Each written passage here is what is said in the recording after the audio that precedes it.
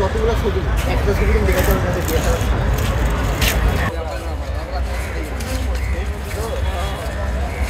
যখন এই জুলাই বিপ্লব হলো এরপর থেকে বাংলাদেশের স্বৈরাচার মুক্ত করলাম আমরা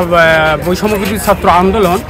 এখান থেকে আমরা ভাবছিলাম যে বাংলাদেশ একটা শান্তিময় দেশে পরিণত হবে যেহেতু স্বৈরাচার বাংলাদেশ থেকে আমরা বিতাড়িত করতে পেরেছি কিন্তু আমরা এরপরই দেখলাম যে আমাদের যে বর্তমান উপদেষ্টা কমিটির ভিতরে কিছু লোক আছে যারা বিতর্কিত তাদের নিয়ে উপদেষ্টা কমিটি গঠন করা হয়েছে এবং বিশেষ করে যে আওয়ামী লীগ সরকার স্বৈরাচার সরকার আমাদের দেশে এই 15 বছর পর্যন্ত শাসন নামে শোষণ করেছিল তারা এক পর্যায়ে বাংলাদেশের মানুষের উপর একটা স্টিম রোলার যেটা বলে তাদের উপর একটা কঠিন আইন বা প্রণয়ন তাদের উপরে চাপিয়ে দিয়েছিল এখান থেকে সব চরমনায় যেহেতু আমাদের জাতীয় ঐক্যর জন্য বাংলাদেশকে সুন্দরভাবে গঠন করার জন্য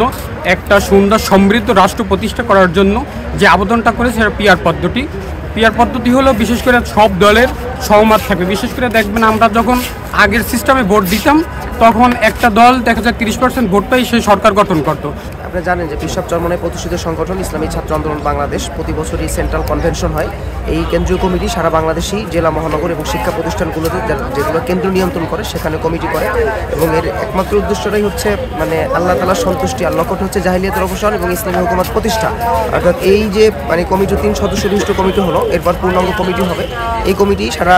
বছর সারা বাংলাদেশে কাজের আঞ্জাম দেবে। আমি বলবো ভারত আমাদেরকে অনেক বিষয় হুমকি দামকি দিয়ে থাকে আসলে আমরা আমাদের পার্শ্ববর্তী রাষ্ট্র হিসেবে ভারতকে কখনোই আমরা বন্ধুস্বরূপ দেখি না তবে পার্শ্ববর্তী রাষ্ট্র হিসেবে তাদেরকে আমরা তাদের সাথে সমন্বয় করে চলতে চাই কিন্তু আমরা যেভাবে বাংলাদেশকে একটি শান্ত এবং সুষ্ঠু দেশ হিসাবে রাষ্ট্রীয়ভাবে ঘোষণা করতে চাই তারা মেনে নিতে কখনো চায় না। আমরা চাই এই দেশ 99% মুসলমানের দেশ ইসলামী হুকুমত এই দেশে কায়েম হবে এবং এই দেশের মানুষ আবহাওয়া জনতা সকলেই নিরাপদে শান্তিতে বসবাস করবে। পীর সাহেব চরমনায়ের নেতৃত্বে ইসলামী ছাত্র আন্দোলন সমাজের প্রত্যেকটা স্তরে কাজ করে যাচ্ছিল ইনশাআল্লাহ আগামী দিনেও কাজ করবে প্রত্যেকটা মানুষ যেন প্রত্যেকটা ছাত্র যেন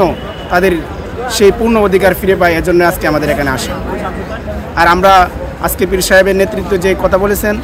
যে ভারতের বিরুদ্ধে আমরা সকলে ঐক্যবদ্ধ আমাদের প্রধান উপদেষ্টা ডক্টর ইউনূস সবাইকে ডাকেছেন তার ডাকে আমরা সাড়া দিয়েছি সেই সাথে তার সাথে আমরা হাতে হাত মিলিয়ে আমরা যেন এই ভারতের স্বৈরাচার এবং হিন্দুত্ববাদী ইসকনকে আমরা এই দেশ থেকে নিষিদ্ধ করতে পারি এজন্য আজকে